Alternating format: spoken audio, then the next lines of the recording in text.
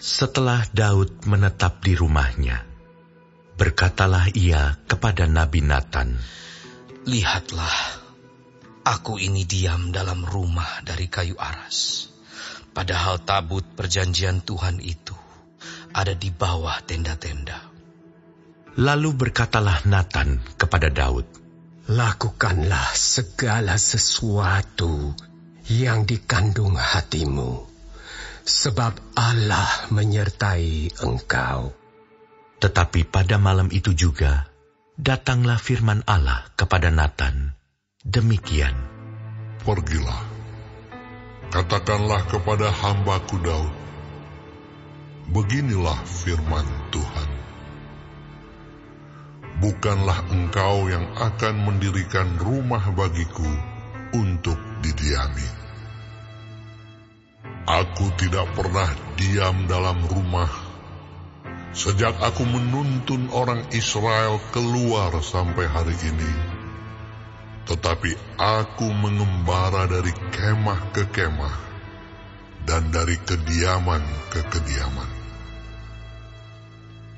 Selama aku mengembara bersama seluruh orang Israel, pernahkah aku mengucapkan firman kepada salah seorang hakim orang Israel yang kuperintahkan menggembalakan umatku demikian, mengapa kamu tidak mendirikan bagiku rumah dari kayu aras? Oleh sebab itu, beginilah kau katakan kepada hambaku Daud, beginilah firman Tuhan semesta alam. Akulah yang mengambil engkau dari padang ketika menggiring kambing domba untuk menjadi raja atas umatku Israel. Aku telah menyertai engkau di segala tempat yang kau jalani, dan telah melenyapkan segala musuhmu dari depanmu. Aku akan membuat namamu seperti nama orang-orang besar yang ada di bumi. Aku akan menentukan tempat bagi umatku Israel, dan akan menanamkannya, sehingga ia dapat diam di tempatnya sendiri dengan tidak lagi dikejutkan dan tidak pula ditekan oleh orang-orang lalim seperti dahulu. Sejak aku mengangkat hakim-hakim atas umatku Israel, aku akan menundukkan segala musuhmu. Juga aku beritahukan kepadamu, Tuhan akan membangun suatu keturunan bagimu. Apabila umurmu sudah genap untuk pergi mengikuti nenek moyangmu, maka aku akan membangkitkan keturunanmu yang kemudian, salah seorang anakmu sendiri, dan aku akan mengokohkan kerajaannya. Dialah yang akan mendirikan rumah bagiku, dan aku akan mengokohkan tahtanya untuk selama-lamanya. Aku akan menjadi bapanya, dan ia akan menjadi anakku.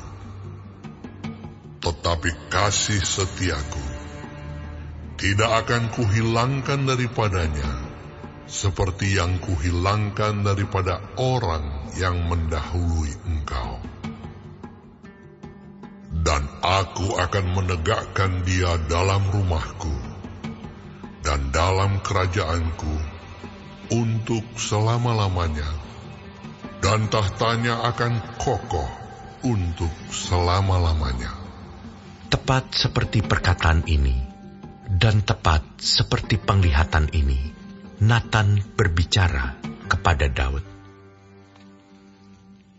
Lalu masuklah Raja Daud ke dalam, kemudian duduklah ia di hadapan Tuhan sambil berkata, "Siapakah aku ini, ya Tuhan Allah? Dan siapakah keluargaku, sehingga Engkau membawa aku sampai sedemikian ini? Dan hal ini masih kurang di mata-Mu, ya Allah. Sebab itu Engkau telah berfirman juga tentang keluarga hamba-Mu ini dalam masa yang masih jauh, dan telah memperlihatkan kepadaku serentetan manusia yang akan datang, ya Tuhan Allah. Apakah lagi yang dapat ditambahkan Daud kepadamu dalam hal Engkau memuliakan hamba-Mu ini? Bukankah Engkau yang mengenal hamba-Mu ini? Ya Tuhan, oleh karena hamba-Mu ini dan menurut hati-Mu, Engkau telah melakukan segala perkara yang besar ini. Dengan memberitahukan segala perkara yang besar itu. Ya Tuhan, tidak ada yang sama seperti Engkau. Dan tidak ada Allah selain Engkau, menurut segala yang kami tangkap dengan telinga kami. Dan bangsa manakah di bumi seperti umat-Mu Israel, yang Allahnya pergi membebaskannya menjadi umat-Nya, untuk mendapat nama bagi-Mu dengan perbuatan-perbuatan yang besar dan dahsyat, dan dengan menghalau bangsa-bangsa dari depan umat-Mu yang telah Kau bebaskan dari Mesir. Engkau telah membuat umat-Mu Israel menjadi umat-Mu untuk selama-lamanya. Dan Engkau, ya Tuhan, menjadi Allah mereka. Dan sekarang, ya Tuhan, diteguhkanlah untuk selama-lamanya janji yang Kau ucapkan mengenai hamba-Mu ini dan mengenai keluarganya. Dan lakukanlah seperti yang Kau janjikan itu. Maka nama-Mu akan menjadi teguh dan besar untuk selama-lamanya, sehingga orang berkata, Tuhan semesta alam, Allah Israel adalah Allah bagi orang Israel. Maka keluarga hamba-Mu Daud akan tetap kokoh di hadapan-Mu. Sebab Engkau, ya Allahku, telah menyatakan kepada hamba-Mu ini bahwa Engkau akan membangun keturunan baginya. Itulah sebabnya hamba-Mu ini telah memberanikan diri untuk memanjatkan doa ke hadapan-Mu. Oleh sebab itu, ya Tuhan, Engkaulah Allah dan telah menjanjikan perkara yang baik ini kepada hamba-Mu. Kiranya Engkau sekarang berkenan memberkati keluarga hamba-Mu ini, supaya tetap ada di hadapan-Mu untuk selama-lamanya. Sebab apa yang Engkau berkati, ya Tuhan, diberkati untuk selama-lamanya.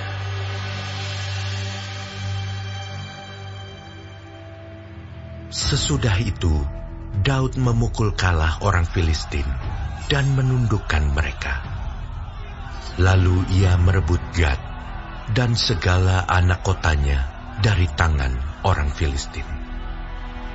Dan Daud memukul kalah orang Moab, sehingga orang Moab takluk kepadanya dan harus mempersembahkan upeti.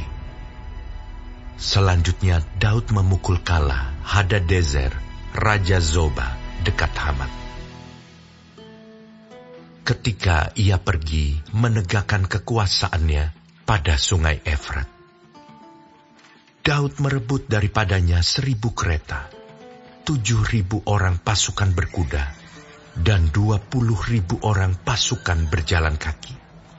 Lalu Daud menyuruh memotong urat keting segala kuda kereta, tetapi dengan meninggalkan 100 ekor kuda kereta. Lalu orang Aram dari Damsyik datang menolong Hadadezer, Raja Zoba. Tetapi dari antara orang Aram itu, Daud menewaskan 22.000 orang. Kemudian Daud menempatkan pasukan-pasukan pendudukan di daerah orang Aram dari Damsyik. Dan orang Aram itu menjadi budak Daud yang harus mempersembahkan upeti. Tuhan memberi kemenangan kepada Daud kemanapun ia pergi berperang.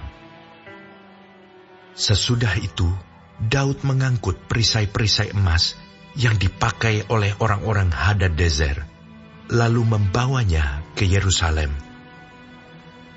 Dan dari Tibhat dan dari Kun, yaitu kota-kotanya Hadadezer, Daud mengangkut amat banyak tembaga. Daripadanya, Salomo membuat laut tembaga, tiang-tiang, dan perlengkapan tembaga. Ketika didengar Tou, Raja Hamat, bahwa Daud telah memukul kalah seluruh tentara Hadadezer, Raja Zoba, maka ia mengutus Hadoram anaknya kepada Raja Daud untuk menyampaikan salam dan mengucapkan selamat kepadanya, karena ia telah berperang melawan Hadadezer dan memukul dia kalah. Sebab Hadadezer sering memerangi Tou. Dan Hadoram membawa pelbagai barang-barang emas, perak, dan tembaga. Juga barang-barang ini dikhususkan Raja Daud bagi Tuhan, bersama-sama perak dan emas yang diangkutnya dari segala bangsa, yakni dari orang-orang Edom, dari orang Moab, dari Bani Amon, dari orang Filistin, dan dari orang Amalek. Abisai anak Zeruya menewaskan 18.000 orang Edom di lembah Asin. Lalu ia menempatkan pasukan-pasukan pendudukan di Edom, sehingga seluruh Edom diperbudak oleh Daud. Tuhan memberi kemenangan kepada Daud, kemanapun ia pergi berperang. Demikianlah Daud telah memerintah atas seluruh Israel, dan menegakkan keadilan dan kebenaran bagi seluruh bangsanya. Yoab anak Zeruya menjadi panglima. Yosafat bin Ahilud menjadi bendahara. Zadok bin Ahitub dan Ahimelek bin Abiatar menjadi imam. Sausa menjadi panitera. Benaya bin Yoyada menjadi panglima orang Kreti dan orang Pleti. Dan anak-anak Daud adalah orang-orang utama yang diperbantukan kepada raja.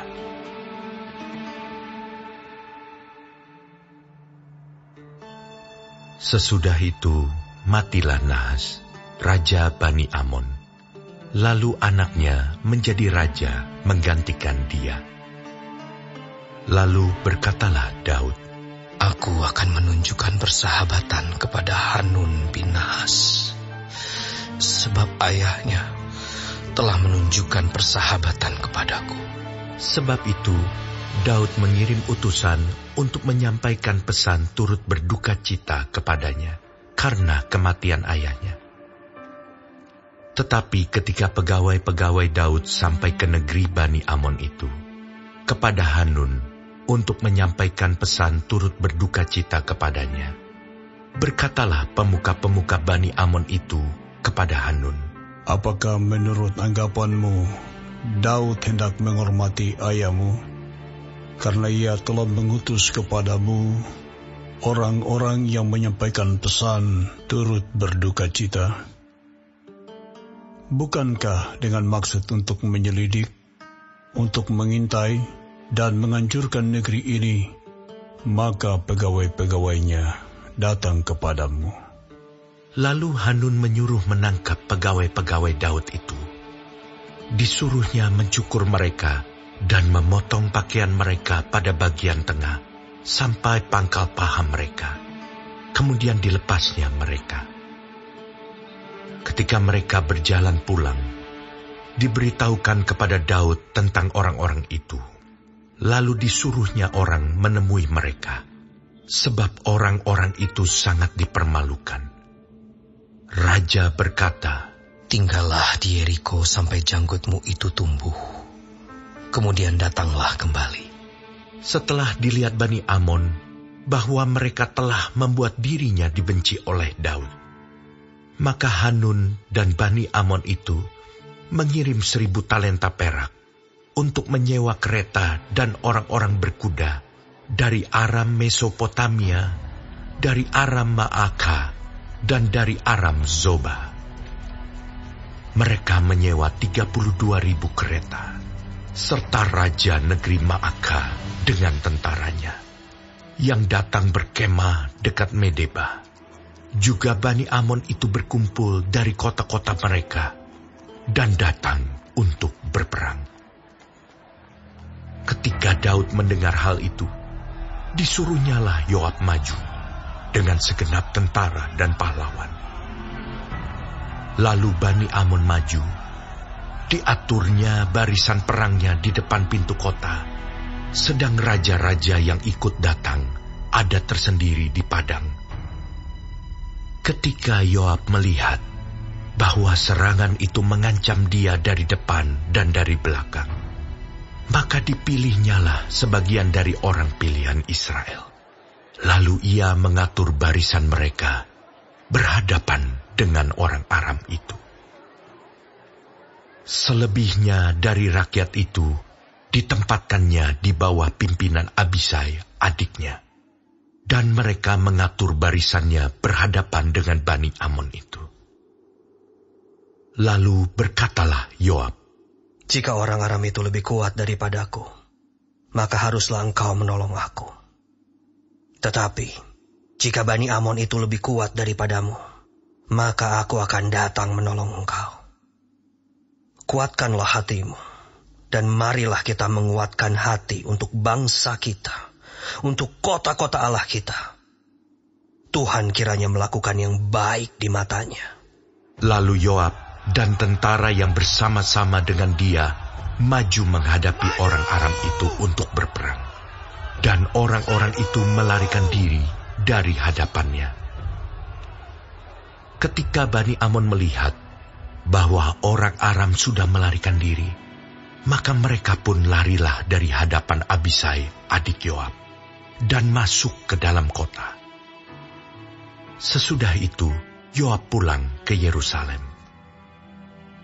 Ketika orang Aram melihat bahwa mereka telah terpukul kalah oleh orang Israel, maka mereka mengirim utusan-utusan dan menyuruh orang Aram yang di seberang sungai Efrat maju berperang di bawah pimpinan Sofak, panglima tentara Hadadezer. Setelah hal itu diberitahukan kepada Daud, maka dikumpulkannya seluruh orang Israel. Diseberanginya sungai Yordan, lalu sampai ke dekat mereka, dan diaturnya barisannya melawan mereka. Ketika Daud mengatur barisannya berhadapan dengan orang Aram itu untuk berperang, maka mereka bertempur melawan dia. Tetapi orang Aram itu lari dari hadapan orang Israel. Dan Daud membunuh dari orang Aram itu 7.000 ekor kuda kereta dan 40.000 orang pasukan berjalan kaki. Juga Sofak, panglima tentara itu, dibunuhnya. Ketika dilihat orang-orang yang takluk kepada Hadadezer bahwa mereka telah terpukul kalah oleh orang Israel, maka mereka mengadakan perdamaian dengan Daud dan takluk kepadanya. Sesudah itu, orang Aram tidak mau lagi memberi pertolongan kepada Bani Amon.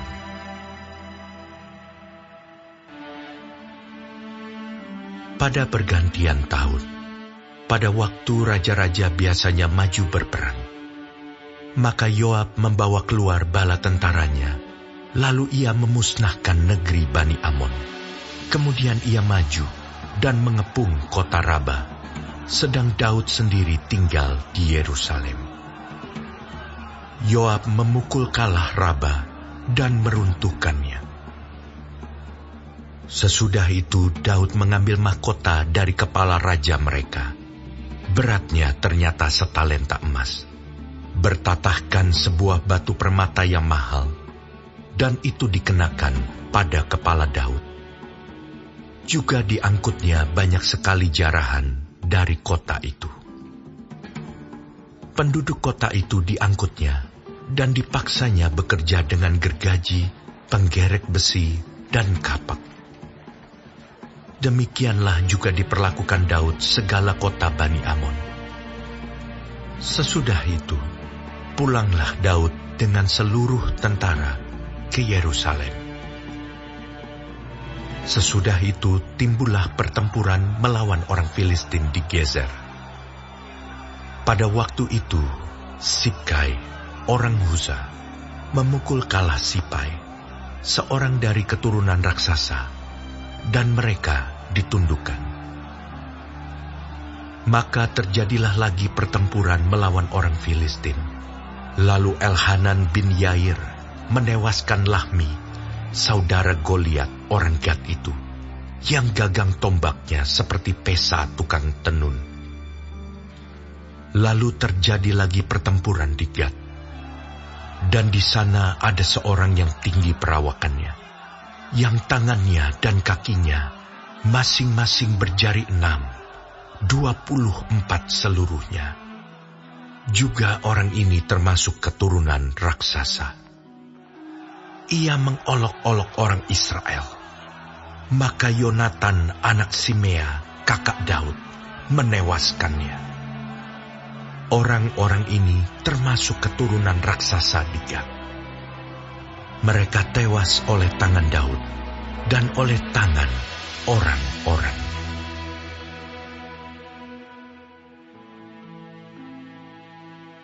Iblis bangkit melawan orang Israel, dan ia membujuk Daud untuk menghitung orang Israel. Lalu berkatalah Daud kepada Yoab dan kepada para pemuka rakyat, "Pergilah, hitunglah orang Israel dari Beersheba sampai Dan, dan bawalah hasilnya kepadaku, supaya aku tahu jumlah mereka." Lalu berkatalah Yoab, "Kiranya Tuhan menambahi rakyatnya 100 kali lipat daripada yang ada sekarang. Ya Tuanku Raja, bukankah mereka sekalian hamba-hamba Tuanku? Mengapa Tuanku menuntut hal ini? Mengapa orang Israel harus menanggung kesalahan oleh karena hal itu?" Namun titah raja itu terpaksa diikuti oleh Yoab. Maka pergilah Yoab menjelajahi seluruh Israel, kemudian kembali ke Yerusalem. Lalu Yoab memberitahukan kepada Daud hasil pendaftaran rakyat. Di antara seluruh orang Israel, ada 1.100.000 orang yang dapat memegang pedang, dan orang Yehuda ada 470.000 orang yang dapat memegang pedang. Orang Lewi dan Benyamin tidak dimasukkannya dalam pendaftaran, sebab titah raja itu dianggap keji oleh Yoab. Tetapi hal itu jahat di mata Allah, sebab itu dihajarnya orang Israel. Lalu berkatalah Daud kepada Allah, "Aku telah sangat berdosa karena melakukan hal ini. Maka sekarang jauhkanlah kiranya kesalahan hamba-Mu, sebab perbuatanku itu sangat bodoh." Tetapi berfirmanlah Tuhan kepada Gad, pelihat Daud, "Pergilah, katakanlah kepada Daud, beginilah firman Tuhan. 3 perkara kuhadapkan kepadamu. Pilihlah salah satu daripadanya, maka aku akan melakukannya kepadamu." Kemudian datanglah Gad kepada Daud. Lalu berkatalah ia kepadanya, "Beginilah firman Tuhan, haruslah engkau memilih 3 tahun kelaparan, atau 3 bulan lamanya melarikan diri dari hadapan lawanmu, sedang pedang musuhmu menyusur engkau, atau 3 hari pedang Tuhan, yakni penyakit sampar, ada di negeri ini, dan malaikat Tuhan mendatangkan kemusnahan di seluruh daerah orang Israel.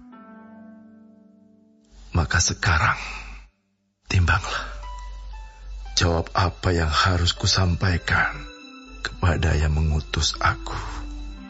Lalu berkatalah Daud kepada Gad, "Sangat susah hatiku. Biarlah aku jatuh ke dalam tangan Tuhan, sebab sangat besar kasih sayangnya. Tetapi janganlah aku jatuh ke dalam tangan manusia." Jadi Tuhan mendatangkan penyakit sampar kepada orang Israel. Maka tewaslah dari orang Israel 70.000 orang. Pula Allah mengutus malaikat ke Yerusalem untuk memusnahkannya. Dan ketika hendak dimusnahkannya, maka Tuhan melihatnya. Lalu menyesallah ia karena malapetaka yang hendak didatangkannya itu. Lalu berfirmanlah ia kepada malaikat pemusnah itu, "Cukup, turunkanlah sekarang tanganmu itu." Pada waktu itu, malaikat Tuhan itu sedang berdiri dekat tempat pengirikan Ornan, orang Yebus. Ketika Daud mengangkat mukanya, maka dilihatnyalah malaikat Tuhan berdiri di antara bumi dan langit, dengan di tangannya pedang terhunus yang diacungkan ke atas Yerusalem. Lalu dengan berpakaian kain kabung, sujudlah Daud dan para tua-tua. Dan berkatalah Daud kepada Allah, "Bukankah aku ini yang menyuruh menghitung rakyat? Dan aku sendirilah yang telah berdosa dan yang melakukan kejahatan. Tetapi domba-domba ini, apakah yang dilakukan mereka? Ya Tuhan Allahku, biarlah kiranya tanganmu menimpa aku dan kaum keluargaku. Tetapi janganlah tulah menimpa umatmu." Kemudian malaikat Tuhan menyuruh Gad mengatakan kepada Daud bahwa Daud harus pergi untuk mendirikan mezbah bagi Tuhan di tempat pengirikan Ornan, orang Yebus itu. Lalu pergilah Daud sesuai dengan perkataan Gad yang diucapkannya demi nama Tuhan. Ornan sedang mengirik gandum. Ketika ia memalingkan diri, dilihatnyalah malaikat itu. Keempat anaknya yang bersama-sama dengan dia menyembunyikan diri. Ketika Daud sampai kepada Ornan, maka Ornan mengangkat mukanya dan melihat Daud. Lalu keluarlah ia dari tempat pengirikan. Kemudian sujudlah ia kepada Daud dengan mukanya ke tanah. Berkatalah Daud kepada Ornan, "Berikanlah kepadaku tempat pengirikan ini, supaya aku mendirikan di sini mezbah bagi Tuhan."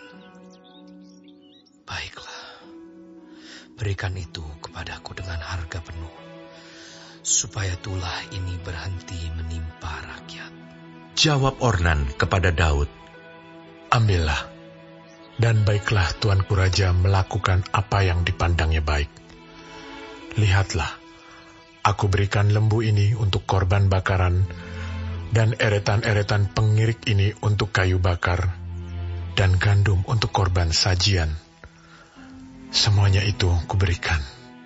Tetapi berkatalah Raja Daud kepada Ornan, "Bukan begitu, melainkan aku mau membelinya dengan harga penuh. Sebab aku tidak mau mengambil milikmu untuk Tuhan, dan tidak mau mempersembahkan korban bakaran dengan tidak membayar apa-apa." Maka Daud memberikan kepada Ornan sebagai bayaran tempat itu emas seberat 600 shikal.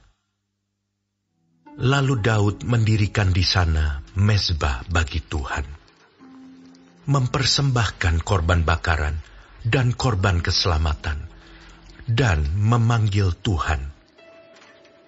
Maka Tuhan menjawab dia dengan menurunkan api dari langit ke atas mezbah korban bakaran itu. Lalu berfirmanlah Tuhan kepada malaikat itu, supaya dikembalikannya pedangnya ke dalam sarungnya. Pada waktu itu juga, Daud mempersembahkan korban di sana. Ketika ia melihat bahwa Tuhan telah menjawab dia di tempat pengirikan Ornan, orang Yebus itu. Kemah suci yang dibuat Musa di padang gurun dan mezbah korban bakaran pada waktu itu ada di bukit pengorbanan di Gibeon. Tetapi Daud tidak berani pergi ke sana berhadapan dengan Allah untuk menanyakan petunjuknya, sebab ia takut kepada pedang malaikat Tuhan itu.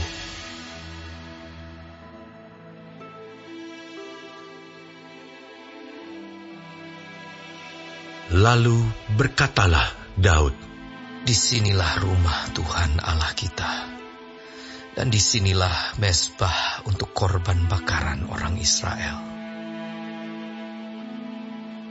Daud menyuruh mengumpulkan orang-orang asing yang ada di negeri orang Israel.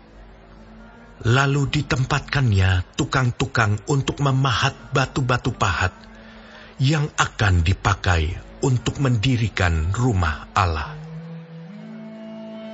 Selanjutnya, Daud menyediakan sangat banyak besi untuk paku-paku bagi daun pintu gerbang dan bagi tupai-tupai. Juga sangat banyak tembaga yang tidak tertimbang beratnya, dan kayu aras yang tidak terbilang banyaknya. Sebab orang Sidon dan orang Tirus membawa sangat banyak kayu aras bagi Daud. Karena pikir Daud, "Salomo anakku masih muda dan kurang berpengalaman, dan rumah yang harus didirikannya bagi Tuhan haruslah luar biasa besarnya, sehingga menjadi kenamaan dan termasyhur di segala negeri. Sebab itu baiklah aku mengadakan persediaan baginya." Lalu Daud membuat sangat banyak persediaan sebelum ia mati. Kemudian dipanggilnya Salomo, anaknya, dan diberinya perintah kepadanya untuk mendirikan rumah bagi Tuhan, Allah Israel. Kata Daud kepada Salomo, "Anakku, aku sendiri bermaksud hendak mendirikan rumah bagi nama Tuhan Allahku. Tetapi firman Tuhan datang kepadaku demikian. Telah kau tumpahkan sangat banyak darah, dan telah kau lakukan peperangan yang besar. Engkau tidak akan mendirikan rumah bagi namaku, sebab sudah banyak darah kau tumpahkan ke tanah di hadapanku. Sesungguhnya, seorang anak laki-laki akan lahir bagimu. Ia akan menjadi seorang yang dikaruniai keamanan.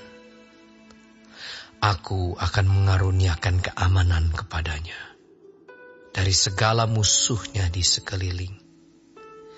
Ia akan bernama Salomo, sejahtera dan sentosa akan kuberikan atas Israel pada zamannya.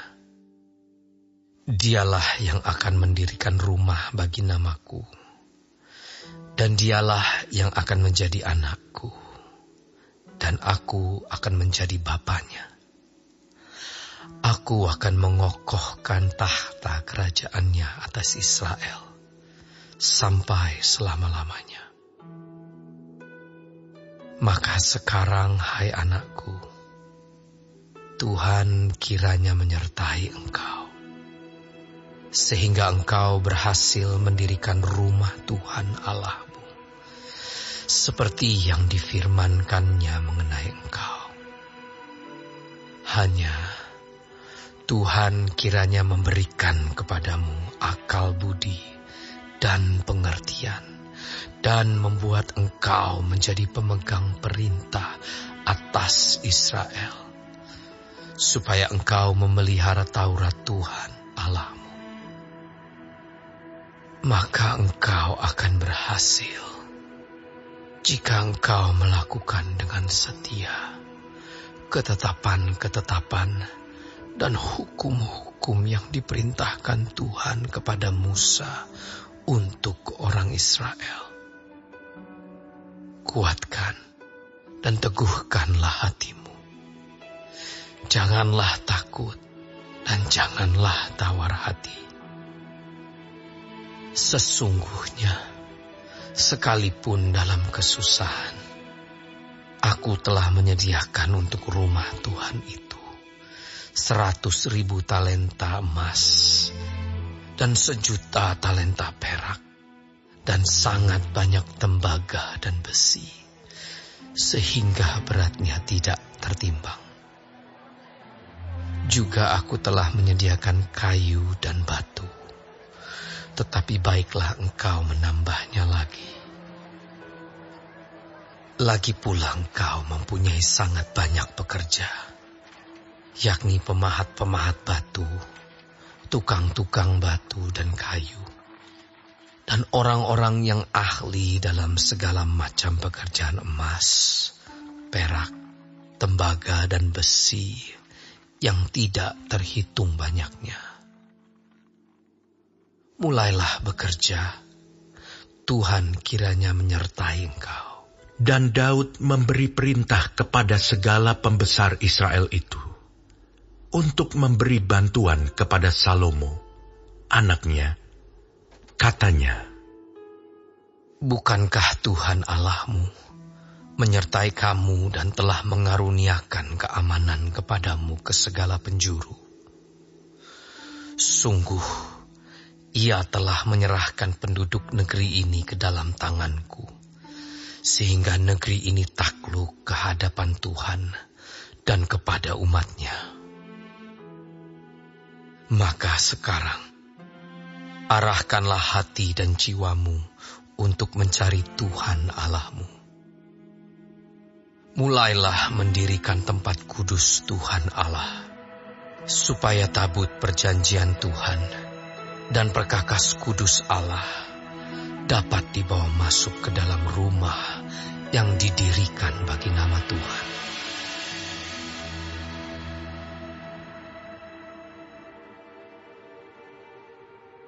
Setelah Daud menjadi tua dan lanjut umur, maka diangkatnya Salomo menjadi raja atas Israel. Ia mengumpulkan segala pembesar Israel, juga para imam dan orang-orang Lewi. Lalu dihitunglah orang-orang Lewi yang berumur 30 tahun ke atas, dan jumlah orang-orang mereka dihitung satu demi satu, ada 38.000 orang. Dari orang-orang ini, 24.000 orang harus mengawasi pekerjaan di rumah Tuhan. 6.000 orang harus menjadi pengatur dan hakim. 4.000 orang menjadi penunggu pintu gerbang. dan 4.000 orang menjadi pemuji Tuhan dengan alat-alat musik yang telah kubuat untuk melakukan puji-pujian. Kata Daud. Juga Daud membagi-bagi mereka dalam rombongan, menurut anak-anak Lewi, yakni Gerson, Kehat, dan Merari. Termasuk orang Gerson ialah Ladan dan Simei. Anak-anak Ladan ialah Yehiel, seorang kepala, serta Zetam dan Yoel, 3 orang. Anak-anak Simei ialah Selomit, Haziel, dan Haran, 3 orang. Orang-orang inilah yang menjadi kepala puak Ladan. Anak-anak Simei ialah Yahat, Zisa, Yeus, dan Beria. Itulah anak-anak Simei, 4 orang. Yahat ialah kepala, dan Ziza orang kedua. Tetapi Yeus dan Beria tidak mempunyai banyak anak. Maka mereka merupakan hanya 1 puak dengan 1 jabatan. Anak-anak Kehat ialah Amram, Yizar, Hebron, dan Uziel, 4 orang. Anak-anak Amram ialah Harun dan Musa. Harun ditunjuk untuk mengurus apa yang Maha Kudus. Dia dan keturunannya sampai selama-lamanya untuk membakar korban di hadapan Tuhan, untuk melayani Dia, dan untuk memberi berkat demi namanya sampai selama-lamanya. Anak-anak Musa, abdi Allah itu, digolongkan kepada suku Lewi. Anak-anak Musa ialah Gersom dan Eliezer. Anak Gersom ialah Sebuel, seorang kepala. Anak Eliezer ialah Rehabia, seorang kepala. Eliezer tidak mempunyai anak-anak lain. Tetapi anak-anak Rehabia luar biasa banyaknya. Anak Gizar ialah Selomit, seorang kepala. Anak-anak Hebron ialah Yeria, seorang kepala. Amaria anak yang kedua, Yahaziel anak yang ketiga, dan Yekameam anak yang keempat. Anak-anak Uziel ialah Mika, seorang kepala, dan Yisia anak yang kedua. Anak-anak Merari ialah Mahli dan Musi. Anak-anak Mahli ialah Eleazar dan Kis. Ketika Eleazar mati, ia tidak mempunyai anak laki-laki, hanya anak perempuan. Lalu anak-anak Kis, saudara sepupu mereka, mengambil mereka menjadi istri. Anak-anak Musi ialah Mahli, Eder, dan Yeremot, 3 orang.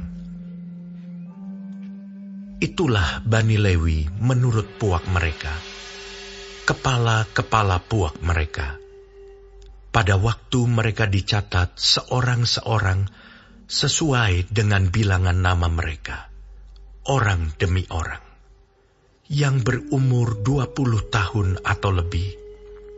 Merekalah yang harus melakukan pekerjaan untuk ibadah di rumah Tuhan. Sebab Daud telah berkata, Tuhan, Allah Israel, telah mengaruniakan keamanan kepada umat-Nya, dan Ia diam di Yerusalem sampai selama-lamanya. Dengan demikian, tidak usah lagi orang Lewi mengangkat bait suci dan segala perkakas yang dipakai untuk ibadah di situ. Sebab sesuai dengan titah Daud yang belakangan, mereka yang didaftarkan dari anak-anak Lewi ialah yang berumur 20 tahun ke atas. Tugas mereka ialah membantu anak-anak Harun untuk menyelenggarakan ibadah di rumah Tuhan, mengawasi pelataran, bilik-bilik dan pentahiran segala barang kudus, serta melakukan pekerjaan yang berhubungan dengan ibadah di rumah Allah. Juga mereka harus menyediakan sajian dan tepung yang terbaik untuk korban sajian, roti tipis yang tidak beragi, apa yang dipanggang di atas panggangan, apa yang teraduk, dan segala sukatan dan ukuran. Selanjutnya, mereka bertugas menyanyikan syukur dan puji-pujian bagi Tuhan setiap pagi. Demikian juga pada waktu petang dan pada waktu mempersembahkan segala korban bakaran kepada Tuhan. Pada hari-hari Sabat, bulan-bulan baru, dan hari-hari raya, menurut jumlah yang sesuai dengan peraturan yang berlaku bagi mereka, sebagai tugas tetap di hadapan Tuhan. Mereka harus melakukan pemeliharaan kemah pertemuan, serta tempat kudus, dan harus melayani anak-anak Harun, saudara-saudara mereka, untuk menyelenggarakan ibadah di rumah Tuhan. Yesus, Raja yang berbeda, bukan hanya berjanji, tapi rela mati. Yesus, Raja yang berbeda, aku makin jatuh cinta padamu.